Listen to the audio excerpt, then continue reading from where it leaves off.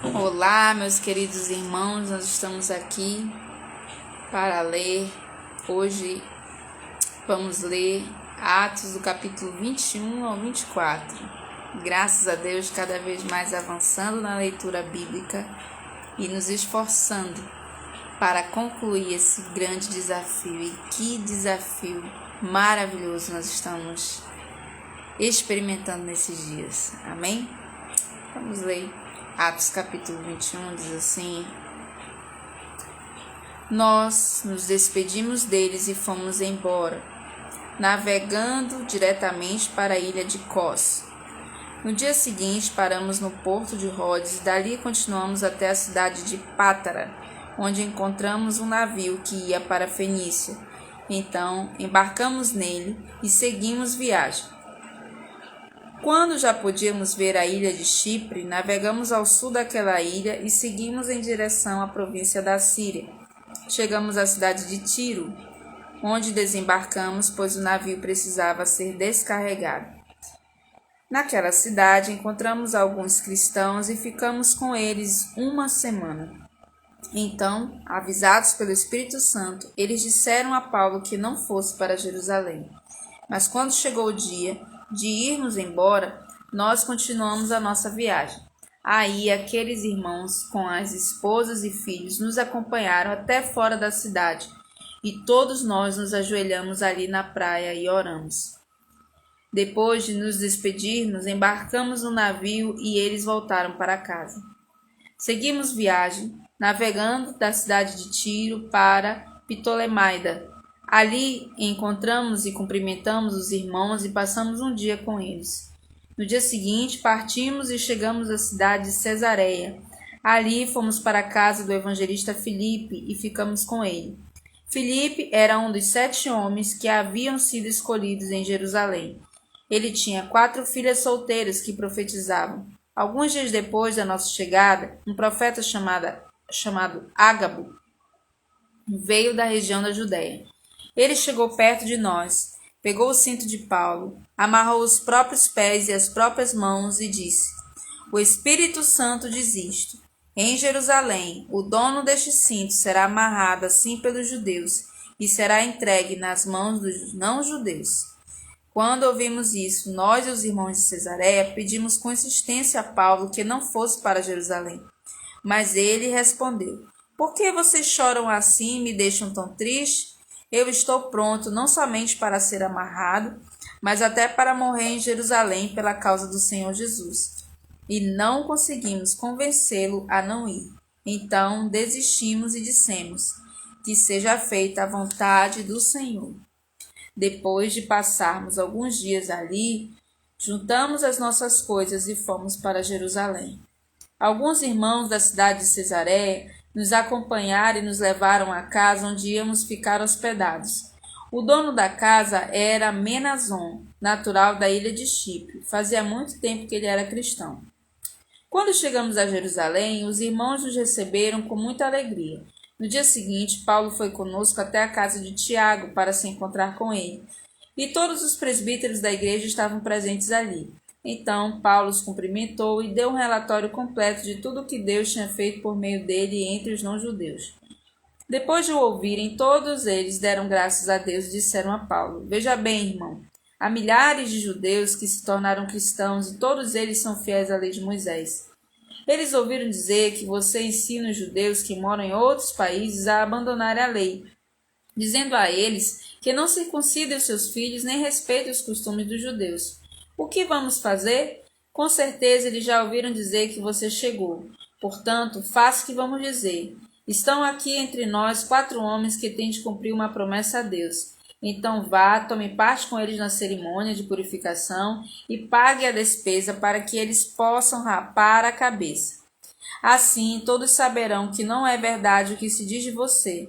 Pelo contrário, vão ficar sabendo que, de fato, você vive de acordo com a lei de Moisés.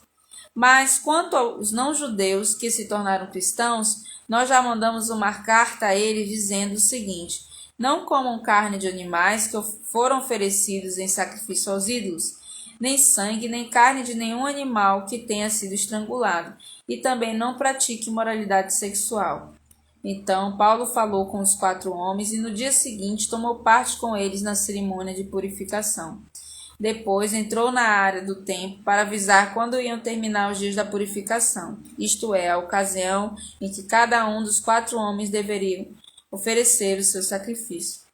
Quando os 7 dias da purificação estavam para acabar, alguns judeus da província da Ásia viram Paulo na área do templo. Então, atiçaram a multidão, agarraram Paulo e começaram a gritar: Israelita, nos ajudem! Este é o homem que vai pelo mundo inteiro falando a todas as pessoas e dizendo mentiras contra o povo de Israel, a lei de Moisés e este templo. E agora ele está trazendo não-judeus para dentro da área do templo, profanando assim este lugar santo. Eles disseram isso porque tinham visto Trófimo, que era de Éfeso, na cidade com Paulo, e pensavam que Paulo o havia levado para dentro da área do templo. A confusão se espalhou por toda a cidade, e o povo veio correndo de todos os lados. Eles agarraram Paulo e o arrastaram para fora da área do templo e fecharam os portões. Quando a multidão já ia matar Paulo, o comandante das tropas romanas recebeu a notícia de que toda a cidade de Jerusalém estava em revolta. Então reuniu depressa alguns oficiais e soldados e correu para o meio do povo. Quando a multidão viu o comandante e os soldados, parou logo de bater em Paulo. Aí o comandante chegou perto de Paulo, prendeu-o e mandou amarrá-lo com 2 correntes. Depois perguntou: Quem é este homem? O que foi que ele fez? Mas na multidão uns gritavam uma coisa, outros gritavam outra. A desordem era tão grande que o comandante não pôde descobrir o que havia acontecido. Então mandou que os soldados levassem Paulo para dentro da fortaleza. Quando chegaram perto da escada, os soldados tiveram de carregar Paulo por causa da violência da multidão que vinha atrás gritando: Mata! Mata! Quando iam levar Paulo para dentro da fortaleza, ele disse ao comandante: Me dê licença para falar uma coisa com o senhor. O comandante perguntou: Você sabe falar grego? Por acaso você é aquele egípcio que, algum tempo atrás, começou uma revolução e levou 4.000 terroristas armados para o deserto?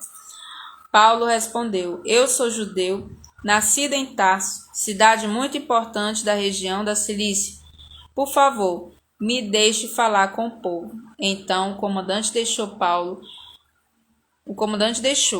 Paulo ficou de pé na escadaria e fez um sinal com a mão para o povo, pedindo silêncio. Quando todos ficaram calados, Paulo começou a falar em hebraico. Ele disse: Meus senhores irmãos e pais, escutem o que eu vou dizer a vocês em minha defesa. Quando ouviram falar em hebraico, eles ficaram mais quietos ainda. Então Paulo disse: Eu sou judeu, nascido em Tarso, na região da Cilícia, mas fui criado aqui em Jerusalém como aluno de Gamaliel. Fui educado muito rigorosamente dentro da lei dos nossos antepassados. Eu era muito dedicado a Deus, como todos vocês aqui também são. Persegui os que seguiam este caminho e fiz com que alguns fossem condenados à morte. Prendi homens e mulheres e os joguei na cadeia. O grande sacerdote e todo o conselho superior podem provar que estou dizendo a verdade, pois eu recebi carta deles, escritas para os irmãos judeus que moram em Damasco. Eu fui até lá para prender os seguidores deste caminho e trazê-los presos com correntes a Jerusalém, a fim de serem castigados. E Paulo continuou: Eu estava viajando já perto de Damasco e era mais ou menos meio-dia. De repente, uma forte luz que vinha do céu brilhou em volta de mim. Eu caí no chão e ouvi uma voz que me dizia: Saulo, Saulo, por que você me persegue? Então eu perguntei: Quem é o Senhor? Eu sou Jesus de Nazaré, aquele que você persegue, respondeu ele. Os homens que viajavam comigo viram a luz, porém não ouviram a voz de quem falava comigo. Eu perguntei: Senhor, o que devo fazer? E o Senhor respondeu: Levante-se e entre na cidade de Damasco. Ali alguém vai lhe dizer tudo o que Deus quer que você faça. Aquela luz brilhante tinha me deixado cego. Por isso os meus companheiros me pegaram pela mão e me levaram até Damasco. Havia ali um homem chamado Ananias. Ele era religioso, obedecia à nossa lei e todos os judeus que moravam em Damasco o respeitavam. Esse homem veio me procurar, chegou perto de mim e disse: Irmão Saulo, veja de novo. No mesmo instante comecei a ver de novo e olhei para ele. Então ele disse: Saulo, o Deus dos nossos antepassados escolheu você para conhecer a vontade dele, para ver o seu bom servo e para ouvir o servo falar com você pessoalmente, pois você será testemunha dele para dizer a todos aquilo que você tem visto e ouvido. E agora não espere mais, levante-se, peça a ajuda do Senhor e seja batizado, e os seus pecados serão perdoados. E Paulo terminou dizendo: então eu voltei para Jerusalém. Quando estava orando no templo, tive uma visão. Vi o Senhor e ele me disse: saia depressa de Jerusalém, porque as pessoas daqui não aceitarão o que você vai dizer a meu respeito. Eu respondi: Senhor, eles sabem muito bem que eu ia às sinagogas e prendia os que criam em ti e batia neles. Quando estavam matando Estevão, que falava a respeito de ti, ó Senhor, eu estava ali concordando com aquele crime, e até tomei conta das capas dos assassinos dele. Aí o Senhor disse: vá, pois eu vou enviá-lo para bem longe. Vou enviá-lo aos não-judeus. A multidão ficou ouvindo Paulo até que ele disse isso. Mas aí eles começaram a gritar com toda a força: matem esse homem, ele não merece viver. Eles gritavam, sacudiam as capas no ar e jogavam poeira para cima. Então o comandante mandou que os seus soldados levassem Paulo para dentro da fortaleza. Mandou também que o chicoteassem para que ele contasse porque a multidão estava gritando contra ele. Porém, quando eu estava amarrando para chicoteá-lo, Paulo perguntou aos oficiais romanos que estavam perto dele: será que vocês têm o direito de chicotear um cidadão romano, especialmente um que não foi condenado por nenhum crime? Quando o oficial ouviu isso, foi falar com o comandante e disse: o que é que o senhor vai fazer? Aquele homem é cidadão romano. Então o comandante foi falar com Paulo e perguntou: me diga uma coisa, você é mesmo cidadão romano? Sou, respondeu Paulo. Aí o comandante disse: eu também sou, e isso me custou muito dinheiro. Paulo respondeu: pois eu sou cidadão romano de nascimento. Imediatamente os romanos que iam chicoteá-lo recuaram. E o próprio comandante ficou com medo ao saber que Paulo era cidadão romano e ele tinha mandado amarrá-lo. O comandante queria saber com certeza por que os judeus estavam acusando Paulo. Então, no dia seguinte, mandou que tirassem as correntes que o prendiam e ordenou que os chefes dos sacerdotes e todo o conselho superior se reunissem. Depois mandou que trouxessem Paulo e o colocassem em frente a eles. Atos capítulo 23. Então Paulo olhou firmemente para os membros do conselho e disse: meus irmãos, tenho vivido até hoje com a consciência limpa diante de Deus. Mas Ananias, o grande sacerdote, mandou que os homens que estavam perto de Paulo dessem um tapa na boca dele. Aí Paulo disse a Ananias: hipócrita, Deus o castigará por isso. Você está sentado aí para me julgar de acordo com a lei, não é? Então como é que mandou bater em mim? Isso é contra a lei. Os homens que estavam perto de Paulo perguntaram: você está insultando o grande sacerdote, o servo de Deus? Paulo respondeu: meus irmãos, eu não sabia que ele é o grande sacerdote. Pois as escrituras sagradas dizem: não fale mal de nenhuma das autoridades do seu povo. Quando Paulo percebeu que alguns do conselho eram do partido dos saduceus e outros do partido dos fariseus, disse bem alto: meus irmãos, eu sou fariseu e filho de fariseus. Estou aqui sendo julgado porque creio que os mortos vão ressuscitar. Assim que ele disse isso, os fariseus e os saduceus começaram a discutir e o conselho se dividiu. É que os saduceus não creem que os mortos vão ressuscitar, nem que existem anjos ou espíritos, mas os fariseus creem nessas coisas. E assim a gritaria aumentou ainda mais. Então alguns mestres da lei que pertenciam ao partido dos fariseus se levantaram e protestaram. Eles disseram: não vemos nenhum mal neste homem. Pode ser mesmo que um anjo ou um espírito tenha falado com ele. A briga chegou a tal ponto que o comandante ficou com medo de que Paulo fosse despedaçado por eles. Por isso, mandou os guardas descerem para tirar Paulo no meio deles e o levar de volta para a fortaleza. Na noite seguinte, o Senhor Jesus apareceu a Paulo e disse: tenha coragem, Paulo. Você falou a meu respeito aqui em Jerusalém e vai falar também em Roma. Na manhã seguinte, alguns judeus se juntaram e juraram que não iam comer nem beber nada enquanto não matassem Paulo. Os homens que combinaram fazer isso eram mais de 40. Eles foram falar com os chefes dos sacerdotes e com os líderes do povo e disseram: nós fizemos o seguinte juramento: que Deus nos amaldiçoe se comermos ou bebermos qualquer coisa enquanto não matarmos Paulo. Agora, vocês e o Conselho Superior mandem pedir ao comandante que traga Paulo aqui. Digam que estão querendo examinar melhor o caso dele. Então, antes que ele chegue, nós estaremos prontos para matá-lo.